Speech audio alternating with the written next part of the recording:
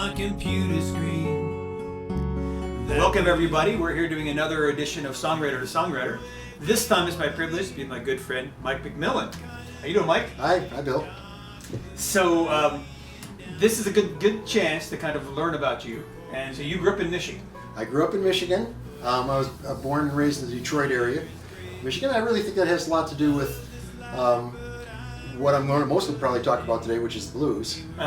Because grew up in a high density black area of the world. Music around me was that. We went to Chicago all the time, saw blues, the Chicago blues acts too. So I think that sometimes you don't realize what's inside you from when you were a kid. And I think that that sort of directed me and shaped me towards playing the blues. When I was 16 years old, I got my first guitar. And I got that guitar because I failed to make the football team, which, since I only weighed 125 pounds, was probably a good thing. But I thought, for some reason at the age of 16, I thought I'm going to get something that I could do for a long time in my life. Right, yeah. There's no way I in any way try to be an old black man who are many of my idols. My guitar idols are old black men, but I'm not trying to be them. Yeah. I'm only trying to bring out their music to the world because I like it so much. From around 1925 to around 1940 is the era that I tend to be attracted to in terms of the songs that I play. Okay. And I really think that part of the reason is that in 1925 was before radio was across the country. So there was different music in different cities in Mississippi. Right. Because they were isolated and they didn't really blend together. There was no national music. They had some cinder block shack somewhere with a big antenna. Right. And a guy who sat in there playing records. Right. Yeah. And a lot of the records were just made locally around the town, So Memphis's sound was different than Birmingham or Avalon, Mississippi, which was a no streetlight town that Mississippi John Hurt lived in. In fact, there's some people that claim there's an Avalon sound, and as far as I know, he's the only player from Avalon. So there's something about that isolation, that geographic isolation, that kind of made it an incubator, I think, for different sounds. And then the musicians would travel around and figure out what they were doing, up in the Piedmont area, and incorporate that into the Delta stuff and back and forth. Yeah, well, people I think one of the stories I heard is like the Mississippi River was a big conduit for them because people traveled up and down and shared music up and down the river. And musicians traveled up and down even on the riverboats. Probably played on the riverboats, a lot of them. And so when you got your first guitar, was that what you were playing? No, when I first got my guitar, I was a 16-year-old kid. It was a Sears Silvertone. Very hard to play guitar. It's amazing that I'm still doing it. That was such a difficult instrument.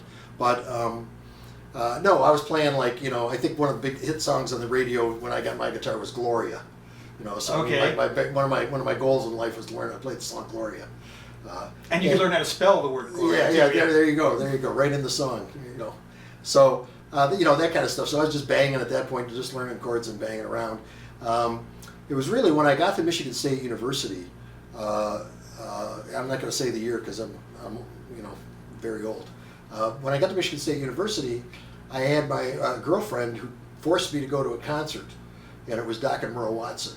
And I was too ignorant to know that was something I should want to do. At that point, I'm banging in the garage. I'm in garage bands playing really loud, electric guitar, really loud, really bad electric guitar stuff. And I saw Doc and Merle Watson one night, and it really changed everything for me. I mean, when I found out that's how an acoustic guitar could sound, I've really been trying to sound like that since I first saw them. And I was around 20 years old. Good. I was messing around with some Mississippi John Hurt sort of style playing, and I decided I should write a song that at least reminded me of that.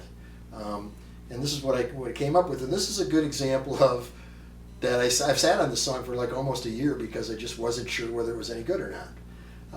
And over the year I got better at playing it, so I liked it a little better after that.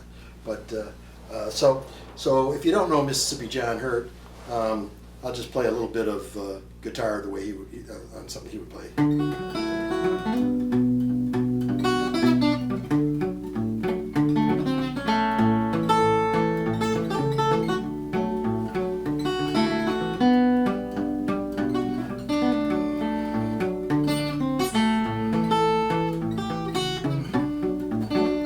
So that was the song. That was the style of guitar that I wanted to imitate, and this is what I came up with. She says, I don't listen, sunshine through that curtain glistens. I don't know what she's talking about. She says I can't stay on topic, look at that bright shiny object. I don't know what she's talking about, 'cause I can't control where my mind goes. Even though heaven knows I've tried, I'm drifting down this river as it flows, beneath the sun in the big blue brilliant sky. So let's go have a cup of coffee and sit out under that big old oak tree. I don't know what she's talking about. Leaving me and I'll miss her badly. If I could change, I'd do it gladly. I don't know what she's talking about, 'cause I can't control where my mind goes. Even though heaven knows I've tried, I'm drifting down this river as it flows, beneath the sun and the big blue brilliant sky. Seems fitting.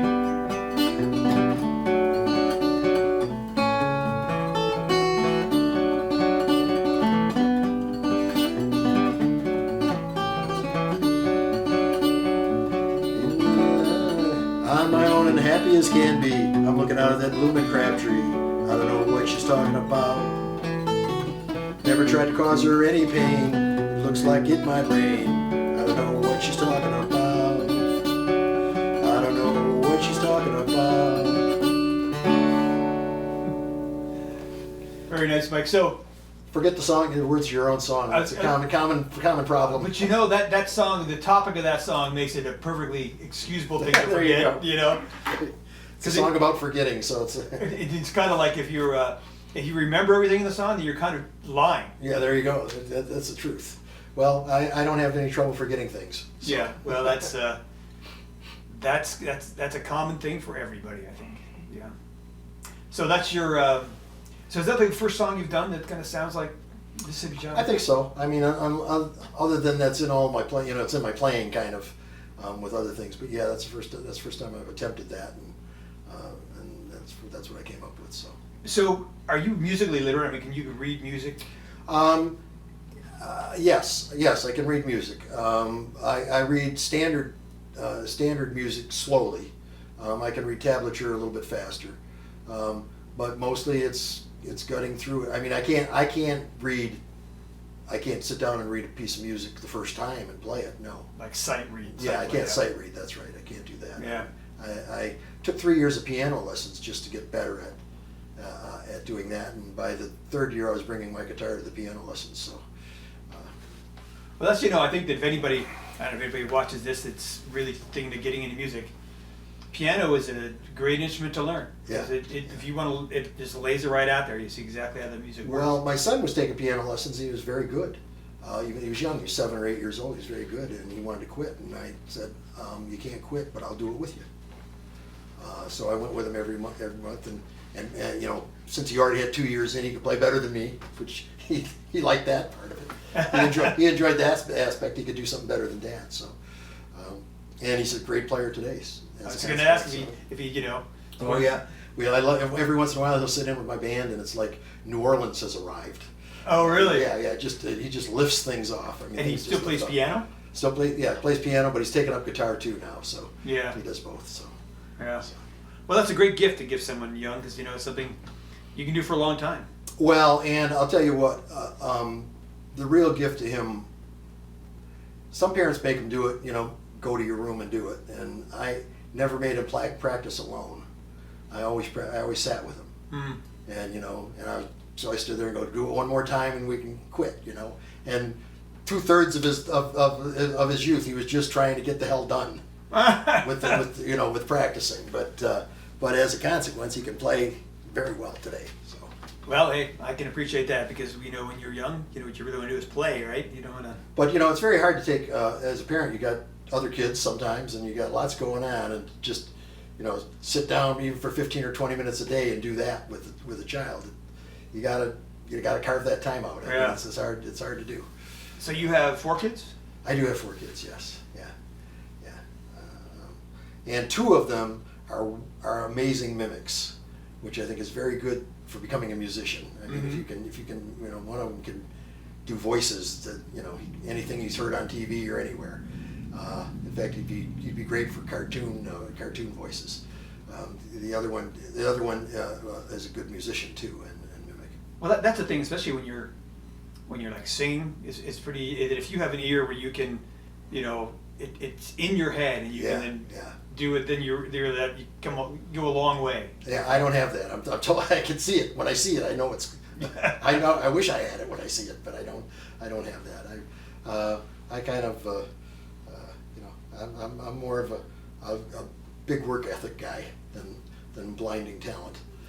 So you have to sit and really work to make it look effortless. Oh yeah, well I don't even know if I get that far, but I got to work to just make it happen. So, I was trying to write a song about my dog. Here, we'll segue into another song. You can get your guitar out while we're doing that. Are you playing on this one? I think so. Yeah. So I've tried to, you know, I love my dog. Everybody loves their dog, I guess, or most people do. And I've been trying to write a song about my dog, and it just wasn't coming. So this song is, two things I wanted to accomplish. This song was write a song about my dog, which didn't happen until the song actually became about something else. This is an 8-bar blues song. So one of the things I almost always do is pick a form, you know, when I'm going to write a song. First of all, there's not new invented forms, because new invented forms don't sound that good. If they sounded that good, they'd already be invented. Yeah, right. So, you know, I mean, there is a formula to the way songs are constructed and done, and this is an 8-bar formula on a song in the key of E, and it's, you know, there's probably 100 songs with this chord progression.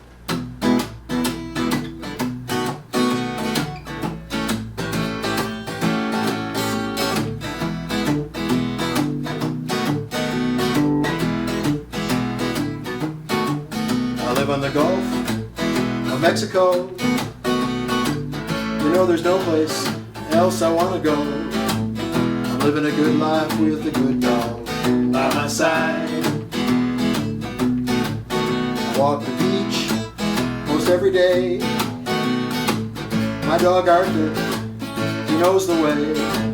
I'm living a good life with a good dog by my side. I had a wife, and she got mad. She left and took nearly everything I had. At least she left me with a good dog by my side.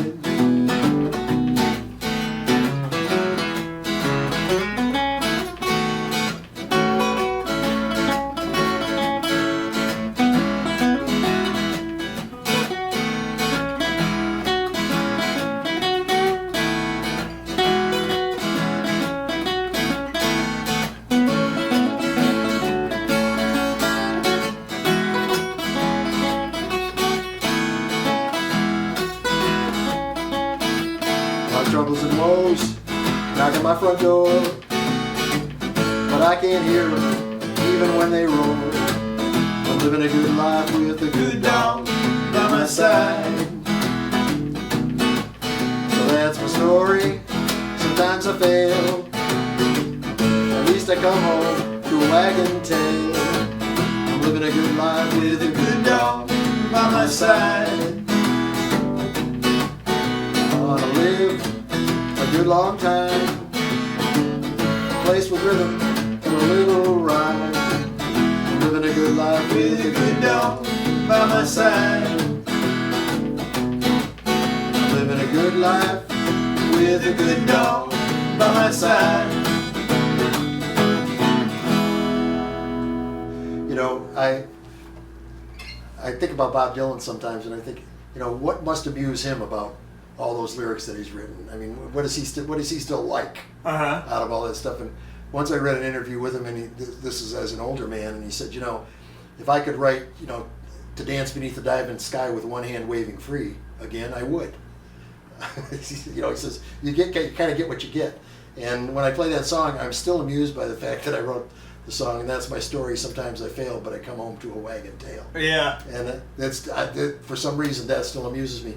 and it makes me think probably for Bob it's the small stuff. You know, it's the little things.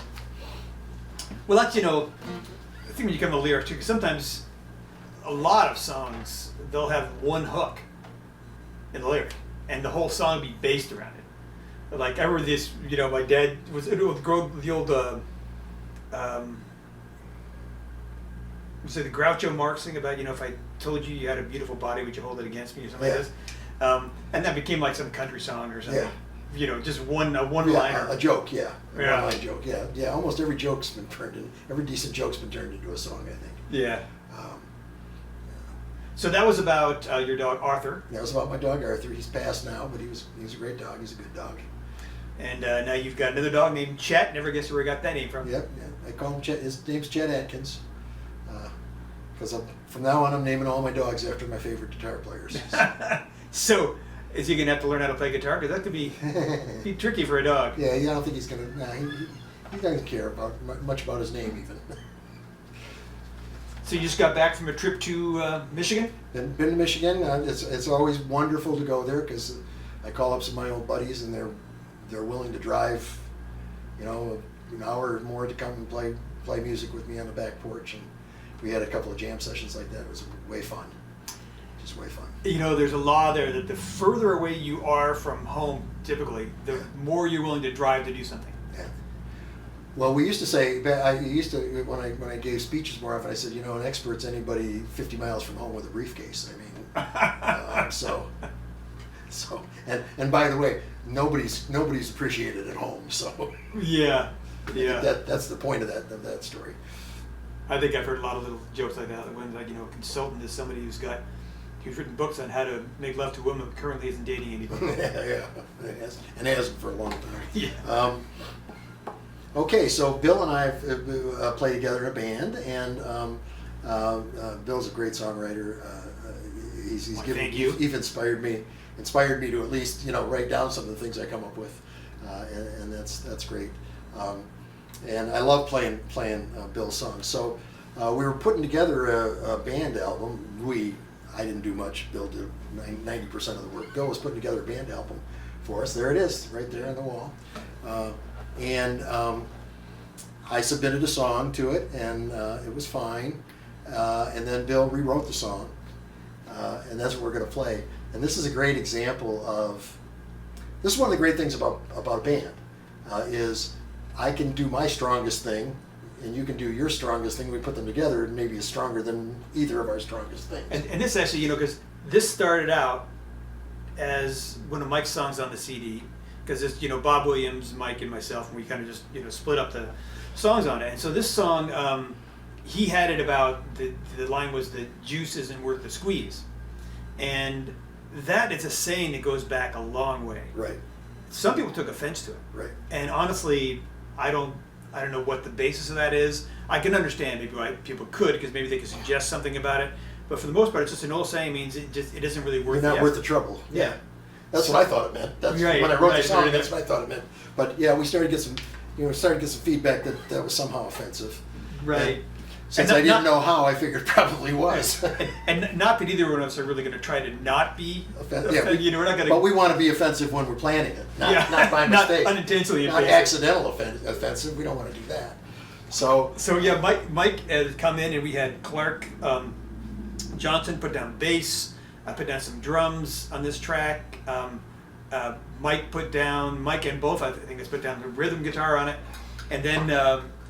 And he came down and put down his vocals, and then I went through and just came up with some different vocals all together for it, and that's what we ended up having on it. So, and I'll cut into the song. It's called Marty and Me, and Marty is actually short for Martin guitar. that's good. That's good to know in the song. Yeah, so it's not, because I heard people say maybe it was some kind of, you know, reference to discovering your sexuality or something like this, but, you know. So it's kind of the idea. Neither of us are coming out in this song. Yeah, yeah. So the part of the thing is about, even if you're having some serious girl trouble, you know, you still got your guitar. Yeah, that's right. This is a great example of how Robert Johnson and Lightning Hopkins mix together in my playing, because honestly, I'm not really sure anymore which is which. But this is what we started out with. Lightning Johnson.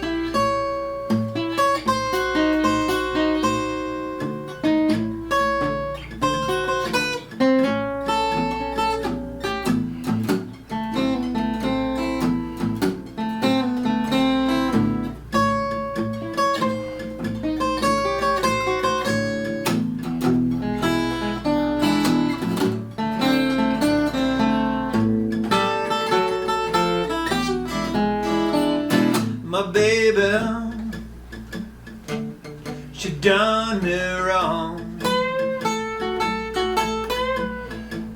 She kicked me to the curb, the dollar and a song. But oh, the Marty and me, we sure got along. Women they come and women they go. Some say yes and some say no. But old Marty and me, we sure get along.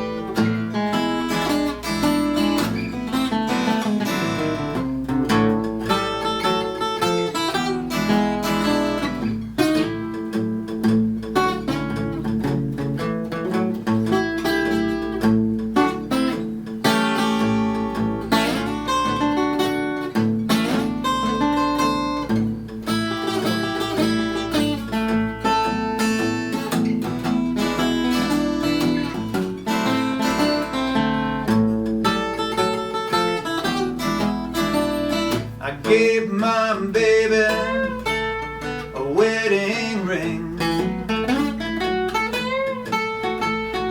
My baby gave me suffering. But old Marty and me, we sure get along. Yeah, that woman won't give me no thrill, but I know the sister will. But old Marty and me, we sure get along.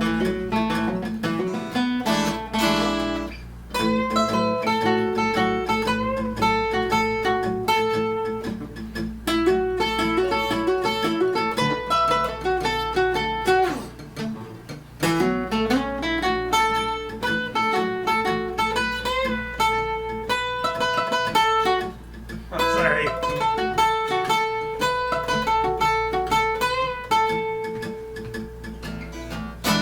I got a little lost thinking about something else.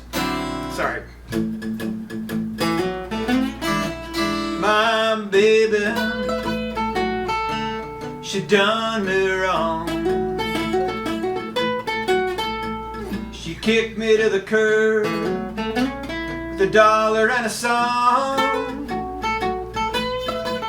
But old Marty and me, we sure get along. Yeah, old Marty and me, we sure get along.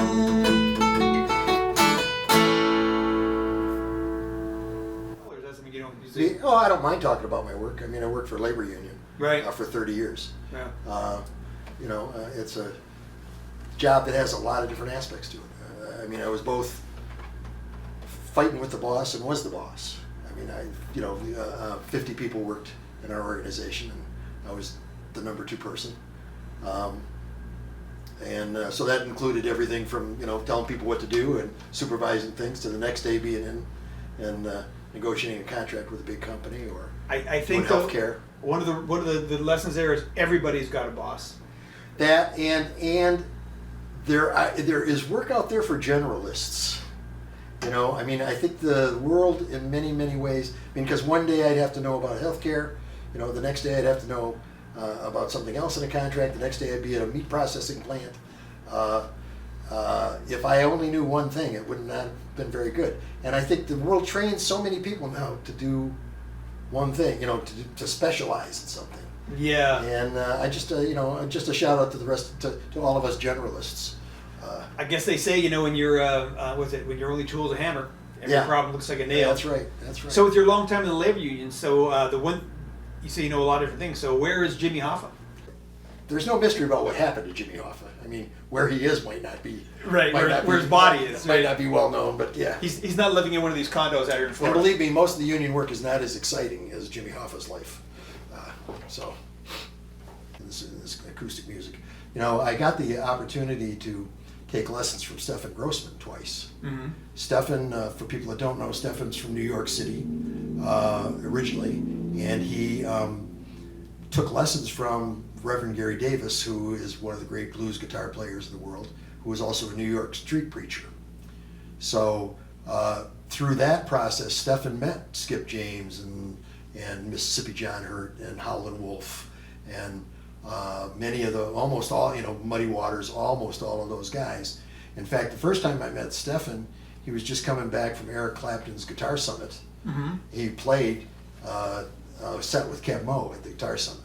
And he said Eric had just asked him for a guitar lesson on the song the song that Stefan plays that he's kind of well known for. Eric said, "Stefan, show me that middle part again. I never can get that right." So even Eric's willing to pick up stuff from other players. And Stefan knew Eric when Eric was 16 years old. So what an interesting life to be able to be in New York City at the folk revival when all these old blues artists who were almost gone, were forgotten, were brought back, back in the 60s, and started to make records for Vanguard Records. And that's why most of the time I concentrate on those guys that came back, because there's good recordings of them. Right. Because now in the 60s, you got, even a live recording in their concert. You can hear their guitar, you can hear them singing, you can tell what they're doing. Yeah. And that is, that's a treasure trove. There's also a guy, Alan Lomax, who worked for the Library of Congress, and he's the guy that went down south in the 40s. I think I heard about him, Yeah, in the 40s, and recorded all these people no one had ever heard of here. Roy Bookbinder was the driver for Gary Davis, took him on tour. Gary Davis was blind, so he needed a handler, sort of. Right. So he made sure Gary showed up his job was to make sure Gary showed up to gigs and make sure he wasn't too drunk to play the gigs. That was. But you could be around all the time. By the way, a complete man of the Lord, you realize. Well, that's the thing is you have to pretty much be around him all the time because you can't undrunk somebody when they're drunk, No. So his stories. So he's got great stories about that. He lives in St. Pete, Florida, right now. So but he hasn't always lived in St. Pete, right? No. He I think he was raised in Chicago. Spent a lot of time in New York in the mid '60s, mm-hmm. which is where he ended up. And in the same way, he met a lot of these. He's met Mississippi John Hurt, a lot of these pioneers, really, of the music. And his stories are about those guys and about how amazing meeting them was. And the same with Stefan. Stefan Grossman never wanted to be really a performer. He just loved these. He followed these guys around and wrote down their music. Mm. And he's got a written record now of what they played. He put out his first songbook of these songs in 1978, I think it was, and I have the original songbook. I got it in '68. I mean, I didn't buy it late. I actually was contemporaneously bought it, and it's just in pieces now. But I wanted to take it when I took lessons from him. I wanted to take that and have him sign it. So Roy came down to Florida. How did you end up coming down to Florida? There's just too much winter in Michigan. It's a wonderful place in a lot of ways, but especially if you don't have a job. After a while, I was retired, and once I retired, the kids went on to college. I found myself sitting, on my bed playing St. Pete blues. So Roy Bookbinder was already Roy in St. Pete? Yeah, Roy Bookbinder song St. Pete Blues, which I thought that song was about, moving to St. Pete, which it sort of is, but it's really about you're not so hot. Is really the theme of the song. But I didn't care about that because I just wanted to get out of the snow. So in the midst of doing that, once the kids left, I started looking here, and we moved here, my wife and I. She was a pharmacist by that time, and I had the luck of marrying a woman who had a better job than me by the end. And So, Well, you had no job. yeah, So I you I had the best job, no question at that point. At that point, I had the best job. Yeah. So I moved down to Florida just really to because I wanted the third act of my life to be different than the other acts of my life. I think, reinventing yourself every now and then is not a bad thing. Yeah. So I came down here, and it's taken a long time to get to meet other players and get doing the things that I'm doing. And but now that it's established, first of all, it's always been a good life, but it's even better life now with friends and other musicians. One thing I've been remiss in not talking about is your role with the ACMA. How did you get involved with the ACMA? And I think I just saw an advertisement for a show, and I went to a show. And this was when the ACMA used to be in a storefront on a busy street. I mean, it was, in fact, the place got condemned because the bathroom wasn't good enough. That's why they're not there now. So I didn't realize I was coming into something that was really new. I thought this was an established, been around 10 years kind of thing. And right away I said, oh, these are the people for me. I mean, they're interested in this kind of music. They're, they're active. They're doing it. There's other players. So I went to 2 shows and signed up, and then just started hanging out and kind of volunteering and seeing if I could help because I really liked what they were doing. This is a group of people that brings fairly unknown Americana musicians to Florida. We have 200 members, a little bit more than 200. Membership's $35 a year, so it's pretty nominal. And we're just there to support this kind of music and to have a venue for people to come and play. All of our concerts are in a listening room environment, so there's not drinking and smoking and carrying on and telling jokes. There's an audience that comes to listen, and it's just a super great experience. And I've just gotten more and more involved in it. I didn't even realize I was one of the first members until I got a membership card, which they didn't even have in the beginning. So 5 years in, they started to get membership cards, and my membership card says charter member on it. And I'm like, what's this? They go, you were a member, you were one of the first members. I'm like, I was. We currently rent a church. We're not affiliated with the church, and they're not affiliated with us. Other than, we have a business relationship with them. We rent a church that has about 90 seats. We can get maybe 110 in there if we really squeeze. And we have for a few shows. And it's a great arrangement for both us and the church. And we don't have any full-time staff. Everybody's a volunteer. No money goes to anybody except the musicians, basically. Right. So now what's your role with them now? You're on the board? I'm on their board. Yeah, I've because of my experience with being a person that worked for a labor union, which is a nonprofit. And then I sat on our pension boards and our health and welfare boards. I've spent a lot of time and I know how boards are supposed to work, and I know how this stuff's supposed to. So I'm constantly the guy making sure the minutes are right. I guess I'm a little bit more process oriented.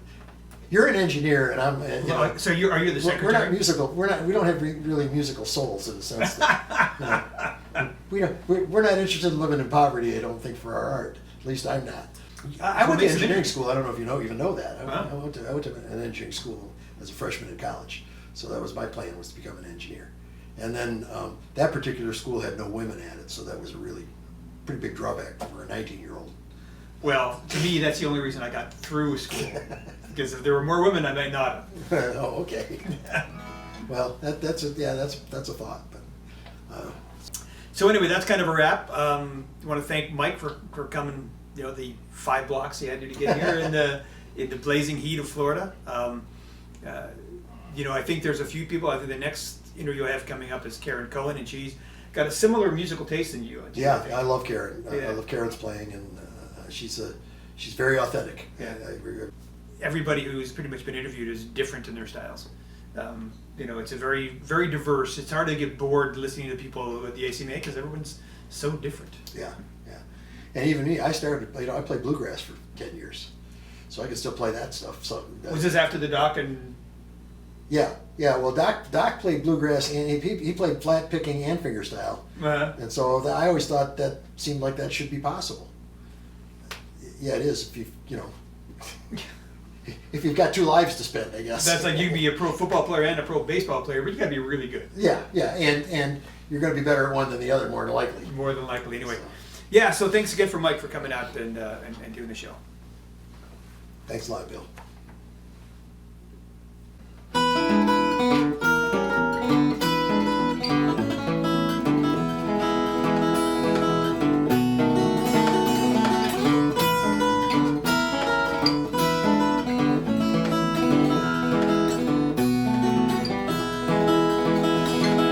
Let it rain, Let it pour, let it rain a whole lot more. 'cause I got those deep river blues.